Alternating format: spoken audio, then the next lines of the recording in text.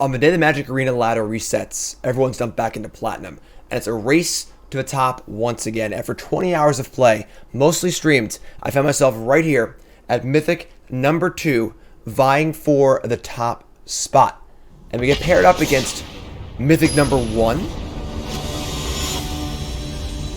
Wait, I'm Mythic number 1. So, my opponent here was actually in my chat leading up to this match, saying, and they said they just lost a match at Mythic number 1. So in the matchmaking process, they actually dropped from 1 to 2, which put us up to 1. So technically in this match, we were already number 1, but we hadn't actually earned it. It was just by virtue of them losing. And of course, the winner of this match would definitely be number 1. So even though it says I'm 1 and they're 2, this is essentially a match of Mythic number 1, Mythic number 2 for the top spot. Now, I did a lot of my run with Mono Red Madness, Historic, Little Alchemy also. Look for that at the end of the video. But for this match, I'm playing Blue-White Azorius Auras. Let's get right to the game. Not how you want to start your big match. One land hand here. It's honestly pretty close. 1 mana, Esper Sentinel, a couple auras, but just can't really risk it. Pop down, mulligan to essentially the same hand. This one, though, now we're on 6 cards. We are on the draw. We're going to keep this one. Turn 1 Sentinel can draw a card or 2. Drake is the aura creature you're looking for. Don't know what we're playing against here. And we see Godless Shrine Thoughtseize. So obviously when you mulligan, you don't want to get Thoughtseize, but is what it is. There goes Esper Sentinel, and we draw a Drake. So now we have the doggy and some uncastable cards, and we are not in good shape. Not in good shape here for game 1. Mythic 1 versus 2. Thrilling Discovery, discarding Ulamog and Unburial Rites. So we have a Mardu Reanimator deck, and we don't draw a land, and unfortunately we have a 2/2 dog, and not much else going on. Not where you want to be in your big match. You know, no third land. Opponent is popping off, drawing cards, playing Citrus Supplier, playing Thrilling Discovery, discarding cards, Unburial Rites ready to go. We draw the land, and it's a coming to play tap land, unfortunately, in Glacial Fortress. So we attack, they block with Supplier. They're on full, everything they could ever want here. Play this tapped, say go. Late to dinner. Late to dinner, kind of a cool card. So clear reanimation all the way. Comes down to what big thing's going to happen here. Shock in the land, Unburial Rites. Here is the Whispering one, and there is top right corner for a concession. So now a good way to start our big match here of Mythic number 1 versus Mythic number 2. Look at the sideboard. I got no Rest in Peace. I got no Soul Guide Lanterns. I don't actually have any Graveyard Hate. So our goal here is going to be kind of like a fish deck. We're going to be trying to get so creature and threat down early, and we're going to fire up Dovin's Veto and some counter spells. Looking at Absence here, looking at Heliod's Punishment. Not sure I want to bring the Absences in because I really want to stay as linear as possible. And decided to just take him out. And we shaved down on a Stormtroost Drake, and just going to get in here. Want to get as low to the ground and as fast as possible, trying to make sure that we can get a threat in the board, untap with our counter spells. So we can't allow the big things to resolve because we can't deal with the graveyard, and we're going to be looking at fighting on the stack, not anywhere else. Creature Mystery, our opponent.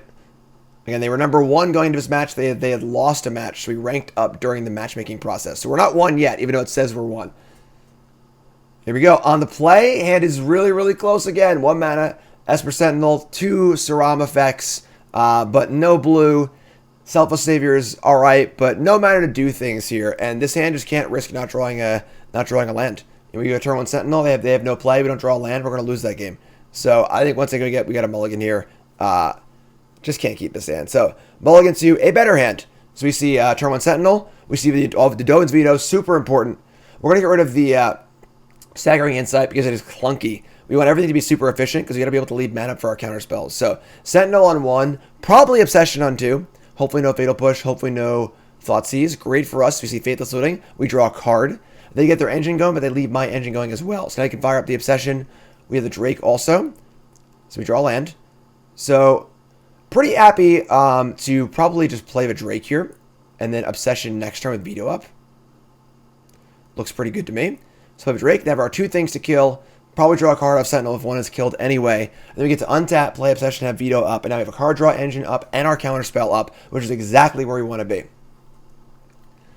Opponent casts Looting and put a Raise Boar into the graveyard. It's a big honky chunky one. They shock in a Godless Shrine and they rip apart my Drake. So again, we get to draw a card. We still have Sentinel in play. We draw Saram, we draw Spell Pierce, but now we need to decide what we need to leave open. So we gotta leave mana up for some things. Decided to go for the Obsession here and the Cartouche. Now I have a 3/3. Get it for 3. Spell Pierce is a great draw because now you Spell Pierce up as well. Now the clock is on. We don't really need to go crazy with Saram this game. We're not looking to do a Saram, kind of go over the top, kind of crazy game.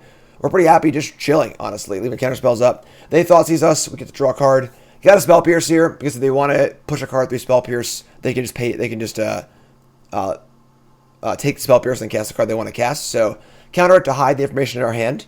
They shock into Blood Crypt and big turn here. Big turn. Shields are down. They Bone Shards the Esper Sentinel, discarding a land. However, there's an important note here. They don't have much going on. They only have 1 card left. So we can either place the Ram here with Veto up, and they fire off an Anger the Gods. So they only have 3 lands and 1 card in hand. They need 4 mana for the reanimation spell, so they're not quite there yet. We counter the Anger Gods. So Ram's in play. Start playing our auras, and bam, we drew another Dovin's Veto. So now we're all rolled up here. Attack for 5. Lethal on board. Counterspell there. There's the Anger of the Gods. Get off my plane. There we go. There we go. Game 3. All the marbles. Mythic number 1 versus Mythic number 2. Back to the sideboard. Now, I noticed there was a Serra Emissary discarded that game. Serra Emissary is a creature that gives the player protection from all of 1 card type. And if they were to play Serra's Emissary and they were to name creature, we cannot win the game anymore. We have no way to win. We have no way to remove it. So, got to bring in a couple copies of Fateful Absence here. Even just 1 copy. Because if we're like doing our thing, you know, we're drawing cards, we're going nuts, we'll eventually find it. But I decided to bring in both.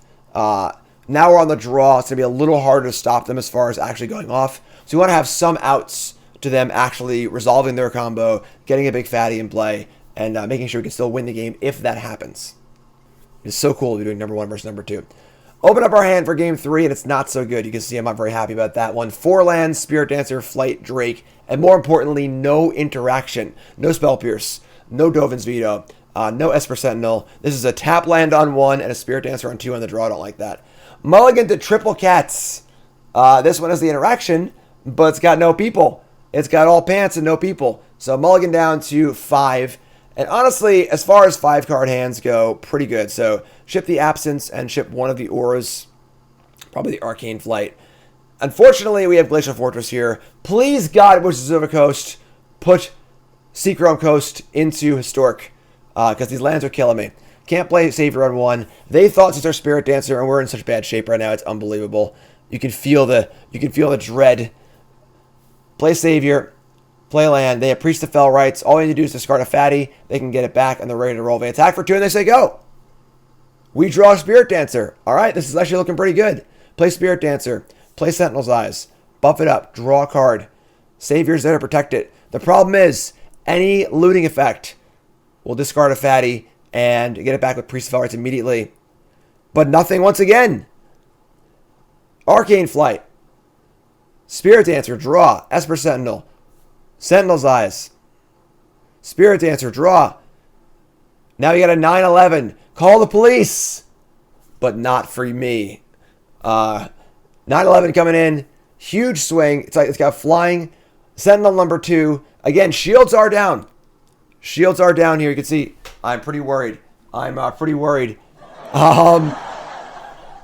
Land number 5 and hard cast the Raise Boar. That's a big pig, but it's not big enough. Spirit Dancer has flying, double checking everything here. Blessing is a little bit of extra insurance, and it looks pretty good to me. The 9/11 comes in the red zone. I am the strongest man alive. What a way to finish. It's mine. Me. I'm number 1. Not through a technicality of the number 1 person just losing and me falling into it, but via me beating the number 2 person, not some random platinum player. So what does one do when you finally make Mythic number 1?